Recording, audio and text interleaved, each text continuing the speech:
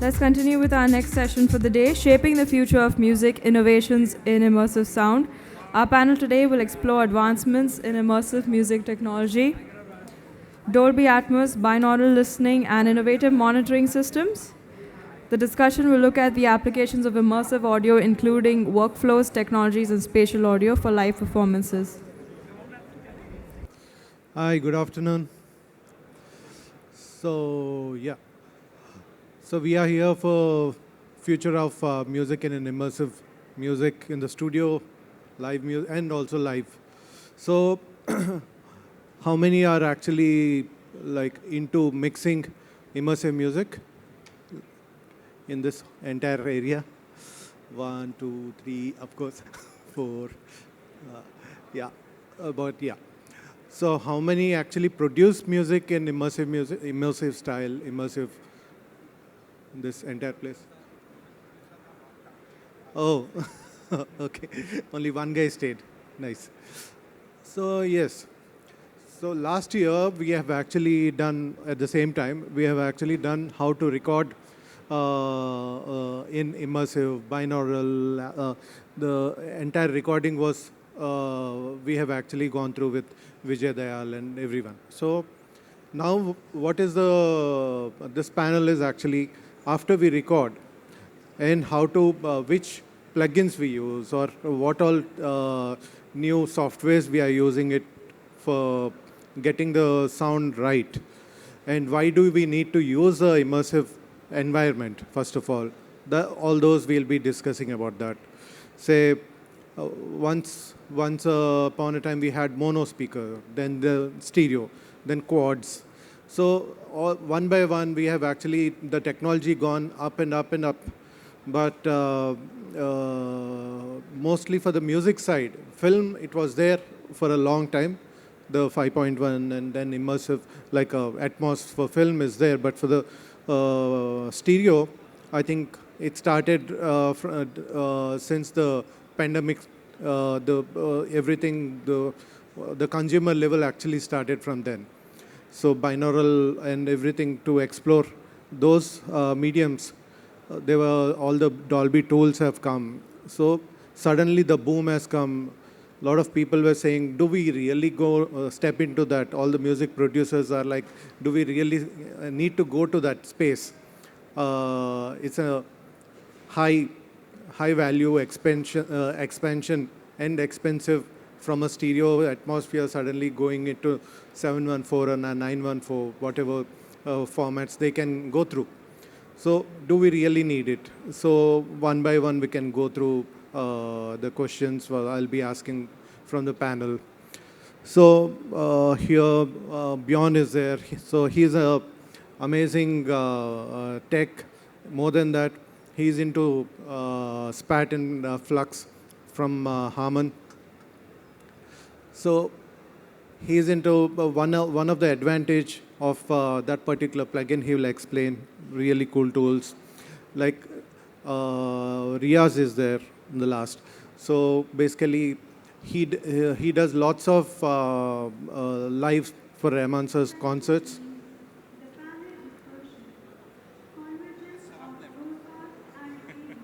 It's around left or the top left. Yeah. So yeah. So yes. So Riyaz actually develops so much of so many studios we are actually building in Chennai and everywhere. So he's developing so many things for immersive side. So yeah.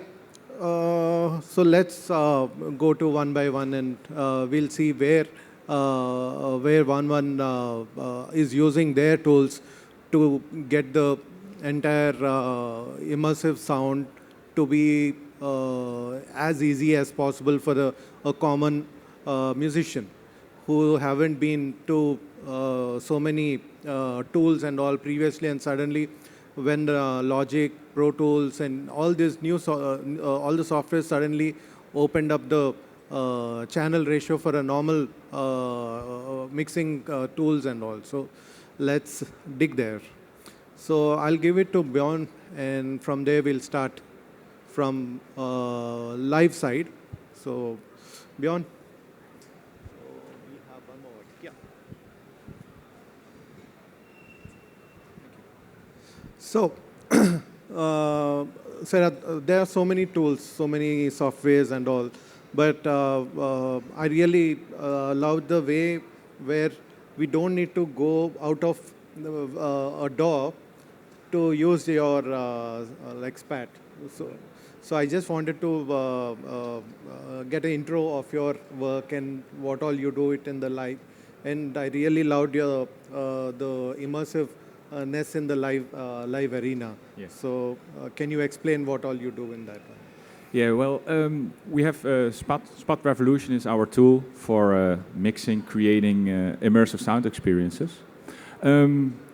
It integrates with any DAW or mixing console over OSC, Open Sound Control. And we also have developed our own proprietary sample grabber technology, which allows you to have both content production, so let's say Ableton or Pro Tools on your preferably a Mac machine, as well as Spot Revolution. So that allows you not to go out of the unit, out of the Mac and back into it, but we can push directly from Ableton into Spot Revolution. So that already simplifies the workflow like this. During content creation in a studio. We offer the opportunity to work on loudspeaker systems as well as a binaural module, which means that you can either produce if you don't have an immersive setup at home, or if you're working in the train in an airplane or so to create the tools. So that's for the content creation in the studio. If we are working in the live deployments, basically to make it as simple as possible, take out all the panning out of your mixing console, so make it as flat, and Spot can be seen as a tool to create 3D immersive positioning localization of sources in space. So the workflow there is you have a DAW, you feed the channels into our machine, and then the magic will happen. Yeah. So the panning, so what happens is you can actually create layers of instruments and say like some of the string section you can have it in one layer. So you can, the layer by layer you can actually pan in SPAT actually. So I'm not saying that particular software is great or whatever, like say, but the thing is the amazingness, whatever I've seen in SPAT is like say, not just the panning, you can actually go how far you want to keep an audio object. So you can have layers and also when we are having discussion about AI, so imagine when a stem splitter is there, that's a very normal one in Logic, but when you go to the AI and you do it, how much layering you do, that many layering it can give you. So volume levels, your the pannings and all, whatever you do, that many layers are guaranteed because I've tried to get through. So in a mix, when you have layers, the pans and all, when you have a layer, that much layering you can actually split also from an old track. So coming to the Atmos and coming to the immersive side, a lot of tools are there where from a stereo, whatever content we have. So how you want to what you say? How you want to listen to it when you have when you don't have an immersive setup at home and all. So what I usually do is I just wear a pair of headphones.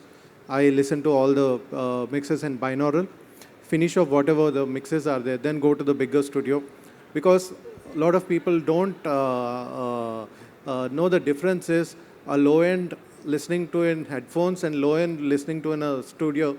The sub, the LFE is a very important role there, and most of the mixes are really goes off the balances just because your low end is not there. I always say that the entire mix is actually 360 degrees because the the height layers or the left and right and back and everything is sorted. The 360 is the main thing is the bottom, which is the base, which is actually taken care by the low end LFE.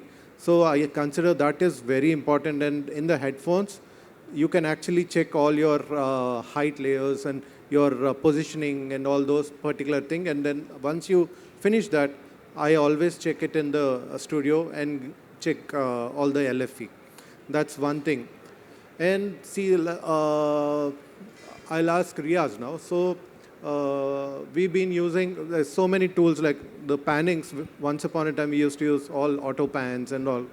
So there are sound particles are there, which are like really a different kind of environment. So Riyaz, hi. So yeah. So what all most plugins which you use in studios in terms of density, panel? Yeah, it depends. Like, see, when you see the sound particles, it has like a certain plugins which we can easily achievable. But whether you want a panning has to happen in the brightness, which is like a frequency wise, or you want to happen with the dynamic wise, which is like a there are two types of like, but it's do the same panning or same automation, or it can be like a same movements. What it can be easily say as a movements. What you want to do, whether you want to just move through the speakers or the heights or the, like the ceiling layers. So you can do that with the like either the density or the frequency brightness. So like you want to have only the certain frequency has to trigger that panning or the movement. For example, if you want to add that nice pad, airy pad, and whenever only the HF comes, like a high mids or like a high frequency on that elements, it sends, then that panels will work. Whenever you have the low in the same track, when the kick or something else is there, the panel won't react to that. But if you want like a sudden loudness, whenever you have the dynamically you want to do the movements, like whenever there is a chorus happening, when the soft chorus, you don't want that movement has to happen, but whenever there is a shouting happen, that the rear or the ceiling has to movement, you can do that. So there are like two plugins majorly I use. It depends upon whether I want to do the frequency wise or the dynamic wise. And there is in sound particles, there is a Doppler effect. Like when the chorus comes and when you're putting the movement in, maybe for example, like a front ceiling to the back ceiling, you want movement, just create the movement. You won't feel, your brain won't react too much if it is the same frequency just moving around it, especially when you are listening to the headphones. But the moment you just do some EQ change, like a HF or like a high mids or the high frequency, just roll off or releasing the frequencies, you feel like something is happening because the brains will like tells you something is happening, so that you react to those frequencies. So some of the plugins like these I use quite few when it comes to the Atmos mix on the studio.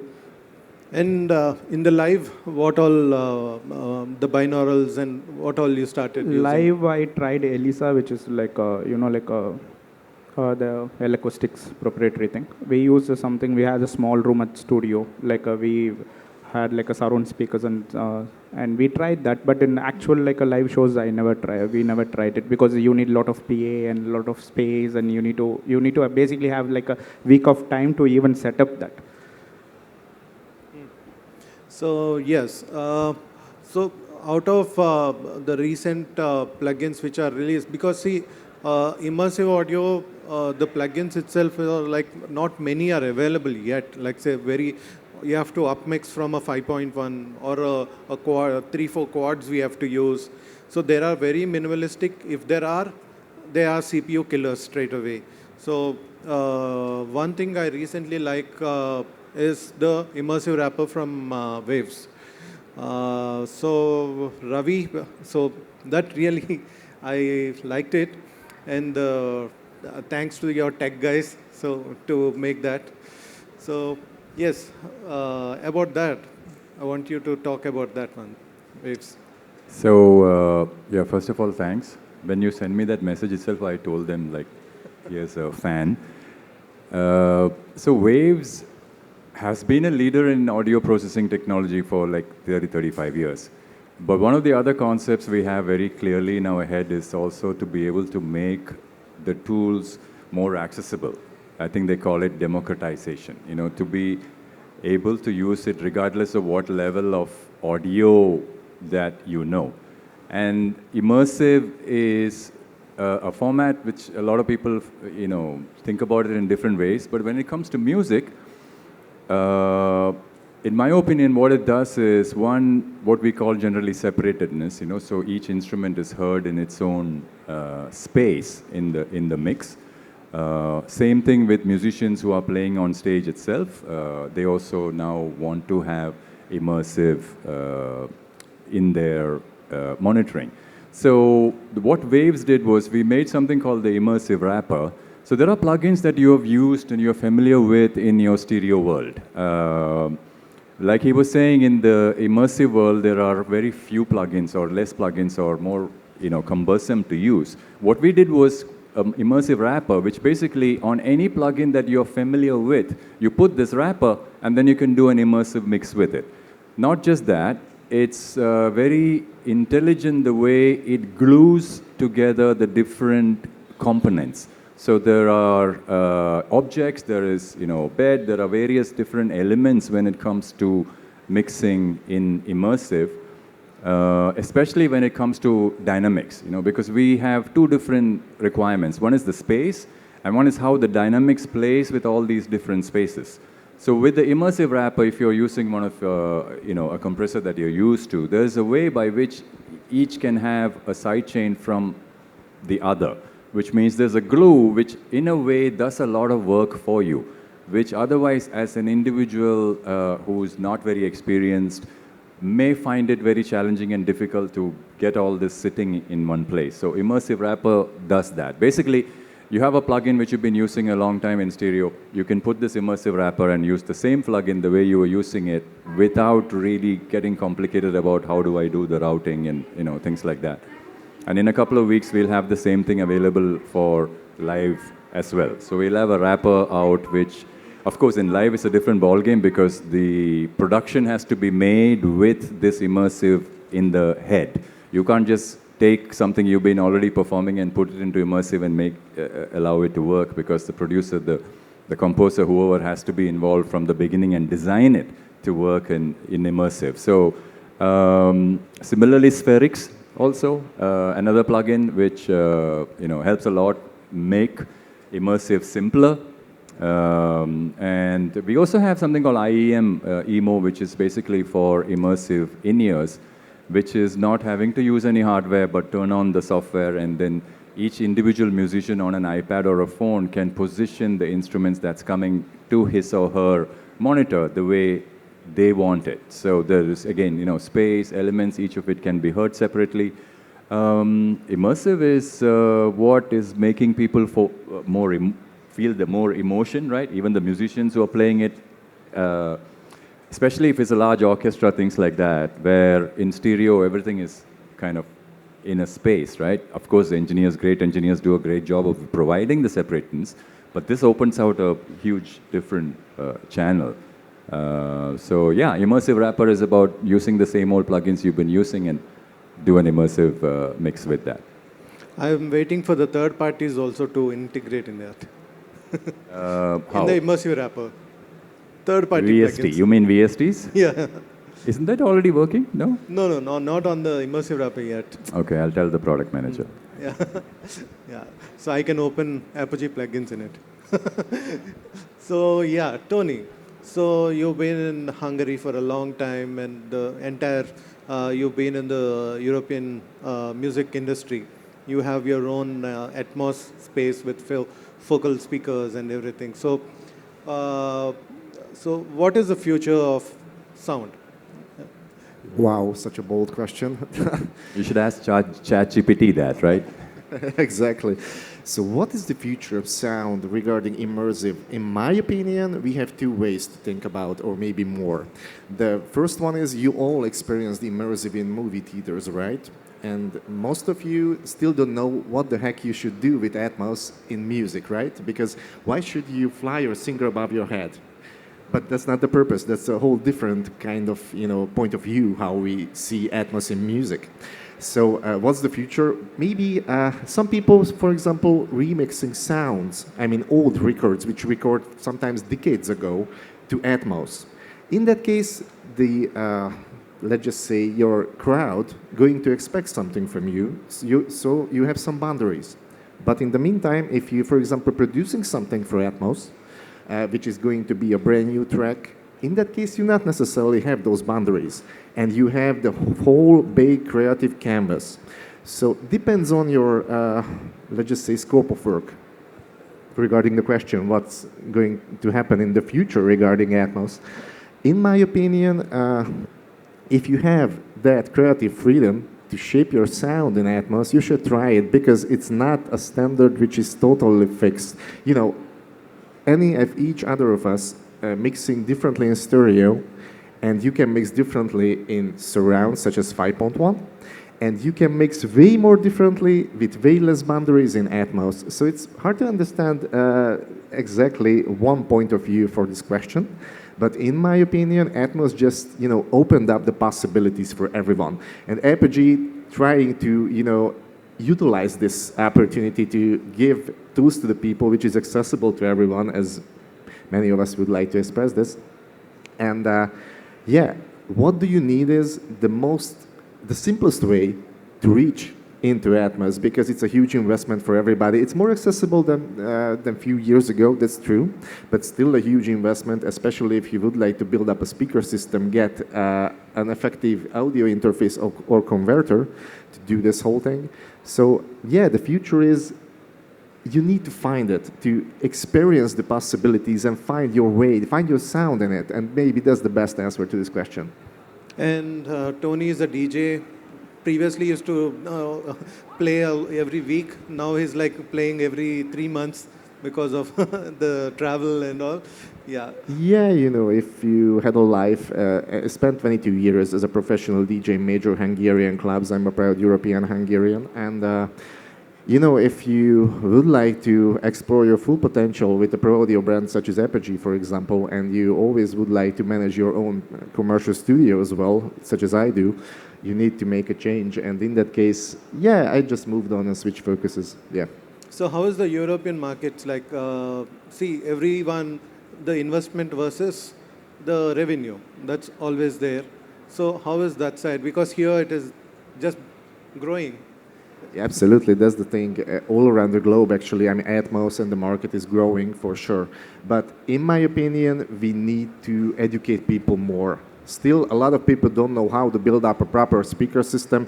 Maybe you guys all listened Atmos scenarios in many showcases with many other brands and seminars, but sometimes they're just showing you how Atmos sounds. That's good, of course, but you need also to hear about how to set up a speaker set, how to tune your room, because Dolby is not linear, of course. There's the Dolby curve, which you need to achieve to have this, let's just say, your listening session just through to the sound, to the Dolby sound.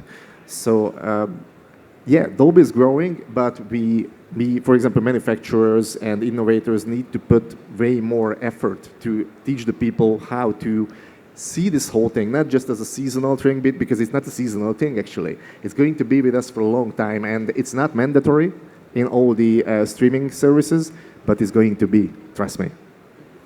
Coming to Vijay. So now we have gone through the plugins and all. So you are a hardcore recording engineer, and while mixing, so for example, you do lots of immersive mixing and all your mixes and all. So what is my question is, like, say when you're recording it, however you're feeling, the same way you want to always listen to the final mixes also. So in the now you're doing all the Atmos, right? Apart from that, any other technology you're going through, like say Sony 360 or anything else?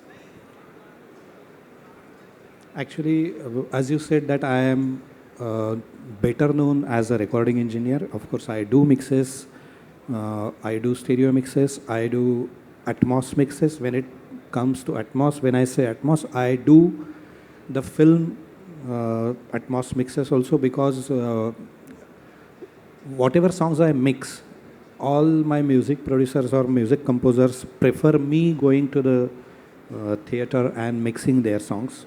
Especially, I've been doing this for Pritam for almost last 16 years, that I am doing all his songs. I mean, whoever the film mix engineer is, I go to the theater and do the song mixes. In some cases, the background music mixes also. Plus, there is something known as Dolby Atmos for music, which is earlier Dolby Atmos used to be for theaters only, which is consumed through the surround speakers. Now we can consume the music in Atmos format in binaural also, which is the headphones.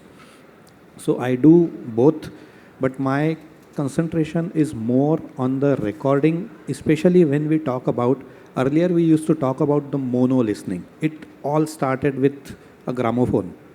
That till then it used to be stage plays and you're listening everything live in live environment. That was the first instance when you heard a sound coming out of some machine, which was a gramophone, which was a mono device. People never thought about that. Initially, it was just that the sound is coming from some device. We started enjoying that. Then we realized that the way we hear it on the stage without any sound reinforcement, we are not getting that width. So the LR stereo came into the picture. And that's how we started enjoying LR. Then it went ahead, and then we got this 5.1 technology, even before the Dolby came in, having multiple speakers, panning your signals physically into those speakers and enjoying the sound in surround.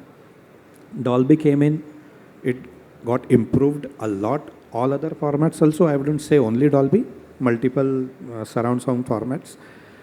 So we started hearing the mixes in surround. So in case of a stereo monitoring environment, you have a point where if you sit in the middle of two speakers, you get a phantom mono image.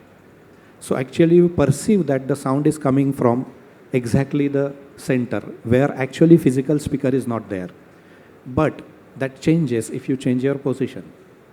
If you're watching a movie, if your dialogues are happening on the screen, and if you're sitting in an auditorium, if you are sitting in the center position, you will perceive that the sound is coming from the screen. Whereas you move your position and you will start hearing that signal, which ideally was a phantom mono. You are perceiving that it is coming from the center, which is not actually center. If you sit in the left, you will feel that it is coming from the left speaker, and you will not enjoy that visual as much as you are sitting in the center position. So LCR came into the picture in the theaters. After that, the same thing happened about the other axis, which is your front and rear. That is why the surrounds came into the picture. So you had surround left and surround right. Similar thing happened. If you are sitting here, you could hear the signal somewhere there, because 50% of the signal is coming from your left channel, 50% is coming from your rear left. So if you are sitting there, you perceive that it is coming from there. But if you sit here, you will feel that it is coming from here. So to change that, then your surround center, left, right, that came into the picture. Then came into the picture the rear center. Doing all of this, now we are into Dolby Atmos, where your multiple speakers, multiple direct sources, wherever you sit in the auditorium, you will feel that the signal is coming from that side. And that is where we have come now from a mono source of hearing to the surround to the Dolby Atmos. In case of Dolby Atmos for music, it is prominently designed for the binaural listening. Yeah. Because if you have the proper Dolby Atmos for music room, you will enjoy it more. But we see to it when we mix in the Dolby Atmos for music format, we see to it that we give the optimum result in case of the binaural listening only. Because 80% of the people, more than 80% I would say, they will be consuming this music on the binaural, on the headphones, on their phones or some small devices. Now, what you asked me is the recording. As I said, I'm more into recording. When it used to be the mono thing, we used to record everything. I was an assistant. My boss used to say that, okay, we are doing LR, but just hit the mono button on our SSL analog massive console. If something is cancelling, no. Because so many people are going to listen to it on the radios. Right. It will be mono. If you lose some information, that is not right. Which is not the case now. Everything is in stereo. The binaural listening, the virtual surround is prominently, is the game, the play of phase correlation. It plays with your phase correlation, and that is how you perceive that from the left and right speakers, there is something coming from the right hand side or left or from surround. Binaural is also the same thing. It plays with that. So the way we used to record earlier was like one microphone, one source, mono. Then the stereo thing came into the picture. Then we started having multiple microphones. Then we started having multiple takes. That one instrument, one guitar is being played once. He is playing the same thing as the DT. We call it DT double track, so that we pan it to the left and right so that you get a better experience in case of the stereo environment. Now is the 5.1. That one microphone, two microphone, recording it separately, putting into left and right has passed. That is past now. So what we do is we have multiple microphones. This is very important thing, I believe, because everything else comes later. Of course, if it is produced music, then you have different things, like you said you have some VSTs or you have some plugins with you which you can achieve. But still we are recording a lot of live elements. We are recording a 40-piece orchestra.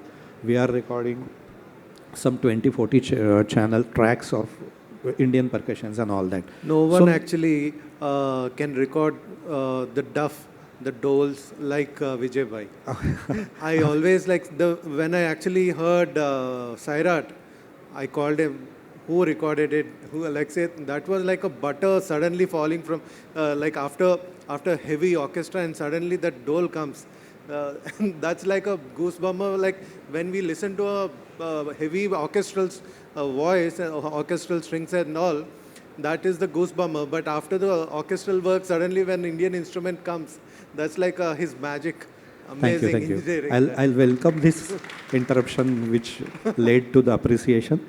Honestly speaking, recording anything live is not an easy job, especially when it comes to Indian percussions. It's a big instrument which has got some tuning issues. The balance would be difficult. Miking it properly is the trick. And then recording that sound and reproducing the bass. Since we have heard all these instruments since our childhood, we know how it sounds acoustically. That's why we are able to record it properly. So coming back to that, now when we record these things, we have to keep it in mind that it is going to be mixed in a theater as Atmos. It will be heard as the binaural surround mix, and you have to record things like that. So use multiple microphones. We know that we cannot go in too deep here, but I would suggest use, I know you asked me about some other softwares and also, but I feel that recording is more important factor right now here, which if we discuss that, it just starts there and it can take it ahead. So use multiple microphones, use your spot, use your rooms, use your Decca tree, and send those tracks for the mixing. Because routing your same signal which is playing in the LNR, panning that to surround wouldn't help much in case of the immersive sound environment. I have a very good trick here to tell you, to share. In very short time we are winding this up. So what you can do is, if at all you want to make your mix sound great in the binaural, what you should do is, there is two-layer action, I would say, that you have to mix your stuff in 5.1, mix it in 5.1, have one binaural microphone, have one Neumann head or some kind of microphone, binaural microphone. I have tried this thing. Even if you don't have a Neumann head, you can have two KM184s and place exactly the position of ear, place it into your 5.1 room, play all that content which you have played, mixed in surround, play, hit record on that binaural, and use that stereo track onto your binaural mix and see the magic. This is first time I'm revealing that I have done multiple mixes, but I have done this in YRF Studios with the help of the binaural head of Neumann. Try this thing. Otherwise, make sure that when you record this thing, you record the separate microphone, separate channels, which will actually capture that distance, because you know the arrival time of a signal to the microphone matters a lot.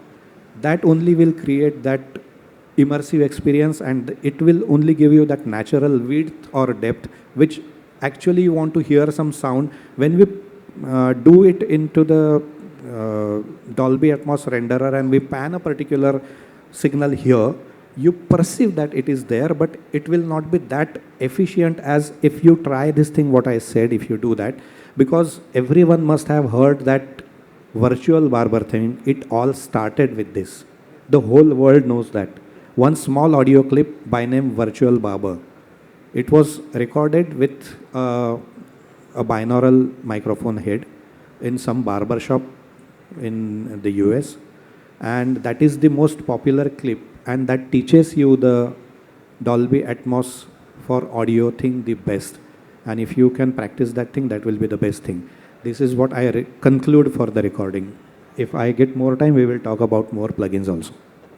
So yeah, all the tools, immersive audio, everything is like keep everything aside. So like as I said, if the recording is not great, like say all the recording and content is actually has to be very well recorded first. That is the first and foremost fundamental thing.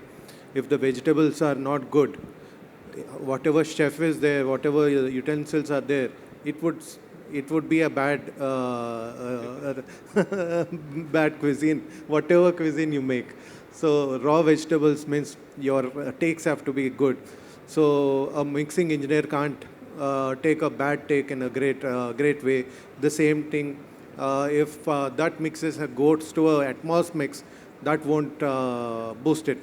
So mess will create more mess, and mess will be created in an immersive mode. So your main content has to be very nicely recorded. The A has to be very good. So then only we can go to the B. So yes. So for the SPAT, there is a HARMAN arena is there. So you can go and experience the speakers actually placed everywhere, and you can listen to it. Like now evening, some concert is happening where all the instruments are actually panning everywhere. So it's a great tool. So you can listen to whatever he's saying there. It's amazing tool actually for the live environment. Of course, in the studio as also. That yes. So I think we have about another 13 minutes. So we can actually start some kind of questions, so that I know there will be a lot there, so it will be easier for us to go through. So yeah, come. Someone can give a mic to him, please. Hello, sir, Vijay sir, I have a question for you. So as you said, the trick you told about the Dolby thing. So in that case, we can use a supercardioid mic also, or you need a stereo thing into Actually, supercardioid mic, ultimately it will be one point where it is capturing from. It will just increase the area of the capture. It will not create any image. It will not give you any spread or width. Okay. Supercardioid will just cover the more area. If there are more musicians sitting, it will be able to capture more area of the source, more than giving a spread or width to it. Okay, so it is better to use two microphones instead of using a supercardioid. So you're panning the both or not, right? You're not panning both the microphones, you said. I am panning them. You're I am panning them? Yes. Okay, to left and right. Yes. Okay. Hard. If I have two channels only, I will pan them 100. If I have multiple events and multiple channels of the same thing, then I will 100, then 40, 60, 60, 40, so that I will have I will have more width to the signal. Okay, and if this is the case that we have 7.1.4 as well, so in that case, we'll be using more microphones, or that trick works there as well? Actually, we will. Because nowadays we say that multiple microphones is more of phase cancellation issues and all that. But as I said that it's a game of phase correlation. Nowadays you don't care about the phase cancellation much because so many things, the stereo width and all of these are coming from the phase correlation. So you don't need to worry about that. You can use more microphones. Okay, so you will be phase inverting some of the microphones or not? If required. If you see lots of cancellation happening, then you will do that. But in case of recording two signals and panning them, will never introduce any phase cancellation. Thank you, sir. Yes. Oh, Ashish is there. Hi, so my name is Addy. So we went from mono to stereo to 5.1 Atmos. Do you think, what's the next step after Atmos? Do you think there's anything else after Atmos? I'm going to be totally honest with you, but please repeat the question a little bit closer to your mouth.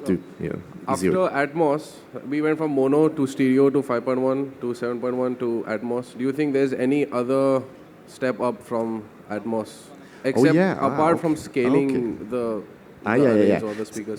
That's also an interesting question. So, you know, for example, 5.1, as we call it, surround, is being with us for decades now, technically speaking. So Atmos is not just happened yesterday, of course, but it's still a young format. So in my opinion, Atmos is going to be the leader, let's just say, immersive format for the next at least 2 decades, in my opinion. But yes, of course, maybe there is more speakers. But if you think about, for example, ambisonics contains way more speakers than Atmos in most cases. So if you would like to experience a way more, let's just say, more points around you, then ambisonics may be the next step in that case. But for Atmos, maybe more speakers, of course, is possible. Depends on your space around you. Depends on your, depends on your interface.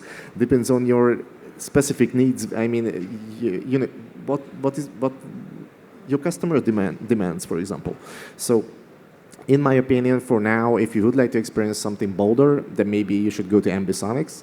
But if you just would like to just master the craft how to mix in Atmos, because that's also an important thing. A lot of people believes, even to this day, if you have more speakers than 2, it's way more difficult to mix, but it's actually not true. Because you have a bigger canvas, more possibilities, and in that case, not as many. I mean, you don't need to put that many information to a small canvas, but the canvas is now bigger, so you have more space to put your ideas to the mix. So, yeah, if you need more, certainly you can have more, but do you need it actually? Yet. Can I add something? So, it already, like he said, it's all based on demand and what are you wanting to experience as a listener. Because quadraphonics was used by Pink Floyd, like way back with, speaker stacks. But then there was a gap for some time. Of course, it's all about the experience, and the tools will come to help create what is needed. So it really depends. Plus, it's not, when you say Atmos, now we're talking about music, but there are installations, like in museums, things like that, where you walk into an environment. So how do you best create the environment? And if when they listen to it now, is there anything missing? We could have had this. That will drive where the technology will go. So we can't really say, do you want underground rumbling below your seat, or, it's all up to that. Yeah, I also would like to add something. I'm not 100% agree that Atmos is at this moment the endpoint, because for us, within our software also, we support different kind of algorithms. We have higher order ambisonics, we have delay-based algorithms, and amplitude-based algorithms. And VBAP, DBAP, I won't start going into all the details, but from that perspective, the Dolby Atmos algorithm itself is pretty limited. It's basically a horizontal in layers, and in between the layers, it's like stereo mixing, whereby I think the future, like with wave field synthesis or other algorithms, it's completely free in all 3 dimensions, and I think that's already going to be the next level. On a technology from a technological point of view, how the mixing will evolve. So immersive is there. We are starting right now. Localization, engagement in the front, but it's just starting. And I think in the future a lot of nice things will happen and exciting things are going to happen. Ashish. Hi, Ashish. My question is for Vijay. When you're doing your immersive mix, you said you add a binaural head and re-record the mix back in, right? So my question is that when you're tracking sections, like a dolak section or a string section, so instead of like using a deca tree, would you like to put a binaural head and record and use that in the immersive later? We can do that, but what happens when we talk about the mix in totality, it makes a difference. And when you are recording a whole section, now unfortunately we don't record everything together as what we used to do earlier, that the entire orchestra is sitting there in an isolation booth, the singer is there, and we are recording the whole song together. In that case, it would have been the best thing. But now we don't do that. We do dolak first, then we do duff, then we do some Indian percussions, we do drums, we do bass and guitars, everything separately. So having a binaural head on the rhythm section is the best idea. In that case, I have tried this thing in our bigger studio. Instead of making them sit in a row, what we do is we make them sit around that binaural head and we record. But we really do that and it also works. Instead of using two microphones and adding that, you can use a binaural microphones and have that information only for the surrounds. And that really works. Shrijesh. Yeah, hi. This is a great panel, actually. We've got an equal blend of engineers and manufacturers as well. So my question is to the panel, actually. And this comes in from both sides, from an engineer's point as well as the manufacturer's point.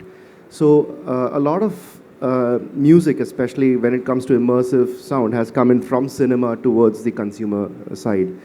So the question to the engineers is, how do you deal with that differently when it's cinema and the consumer side? And to the manufacturers is, do you see different versions of your plugins, like Clear Mountain's Domain or SPAT, completely different, or the Waves Immersive Wrapper as well, for cinema versus music or Atmos for the consumer side, because they sound totally different. So what is your take on that? Yeah, well, of course, it's completely different how the mix is being built up, but just in general, also the specifications are completely different. For instance, for cinema, latency is not an issue, especially in live environments. Latency is one of the key issues that we have to deal with. So we want to push below 6 milliseconds, actually below 3 milliseconds, 48 kilohertz right now. Basically everything, the live shows are done at 96 kilohertz. So there are a few different requirements, redundancy, etc., etc. That's very important in the system design, the components that we are choosing, etc. for live. For cinema, we have slightly different requirements. Of course, also how music is being built up. We have Dolby Atmos files. We have files that are dedicated, produced in Spot Revolution. But there's now also nowadays the ADM protocol, ADM OSC, Audio Definition Model, and that's an initiative that's currently been driven by the Spot team, L Acoustics, Radio France, to make the different software packages interoperable with each other. So also for us, we are now enabled to import Dolby Atmos files, spatial audio files, into our software and convert it and also use it. So that's also a bridge that we are working on. How can we work also with Dolby Atmos content? But yeah. So last year, basically, when his colleague Hugo came, so I asked the same thing, like say, we have mixed, imagine an entire score in Atmos and given ADM to the live arena. So, and they are playing the entire ADM, importing in the ADM, and on that, the entire arena is actually playing in Atmos, or however it is actually playing to the SPAT, and the live instruments also can play. So our ADMs also can be imported now in a live segment, not like just kept in a film or a music atmosphere. So we can give a clean balance in a studio and give a ADM to these guys. So for your concerts will be much more already pre-balanced, and it is translating it much better instead of mixing it on a concert and a stadium environment. So that actually I asked his colleague, and they said we have already started importing all the ADMs of Dolby, and we are integrating it. So which is very welcoming for our ADM family. Right. No, but I think it's also about the different challenges faced in when we look at it from developing a technology or you as an engineer mixing whatever. So cinema, if you look at the format is fixed in a way. There are specifications for the theater as well. But when we're talking about live, it can be today in a smaller place, tomorrow in a larger space, and where the audience is, the number of audience, and all those things keep changing. And so the tools needed to make that happen is different. So in the end, I would say it's about the experience of the listener or the viewer. That is the aim, right? But in a theater, when the person is sitting and watching a movie versus when they are in a concert space, I think it's different challenges. So the question wasn't concert or lives. It was more on the streaming platforms and the so music again, deliveries. over there also it's very different, you know. So maybe they got to take into account what are the delivery formats, you know, which players are in it, what kind of headphones are available, what's needed. So looking at what the end user is going to use to consume this, I think decides how you would work or what tools are going. I mean, that's the way I think. I was talking to the product manager for Rapper, and I asked him, like, why are we talking so much about music only? Can't you use this in film? He said the challenges are different in both. And when it comes to music, this is what he said, especially with the dynamics, you know, matching the dynamics, things like that. And so that's why we developed something where we saw there's a problem that the music engineers are having. Also, maybe because cinema, you know, you guys have been doing this for much longer, and there's a little bit more, as you go along, you develop things and you know where to do, but in music it's fairly new, so people who've been working in stereo suddenly have to come into this, and so they needed tools which they can use to translate it into what's happening in the... And coming to the mixing part, a lot of clients, basically what happens is, who are making a song for a film, for the cinema, and also they want to release a Atmos version for the music also. So a lot of things they say, sir, you are mixing Atmos for music, can we give the same ADM to the film? Where those misunderstandings were there. So basically I used to tell that the mixing for both are completely different, this thing, so that your LFE is not there. I might actually put a kick drum back in a music. And a reverb or a delay on the kick drum also. So that can happen for the stereo atmosphere and a binaural field, but not that when it comes to the film, I'll get a heavy feedback from the film engineer. So he would be just giving like a nice gali lines on the 1K signal will be there for 5 seconds constantly. So we need to understand about those, and we need to teach them. If you don't teach the client, say this music export will take 3 hours. If you say, nah, ho jayega, 5 minutes. If you don't teach them all this entire process of whatever mixing tools, whatever time, whatever creative freedom you want to say, that won't happen. So you need to teach your clients also that beto chai pio. So something we need to do so that we can have more time creatively. And so morning 3:30 I finished my session.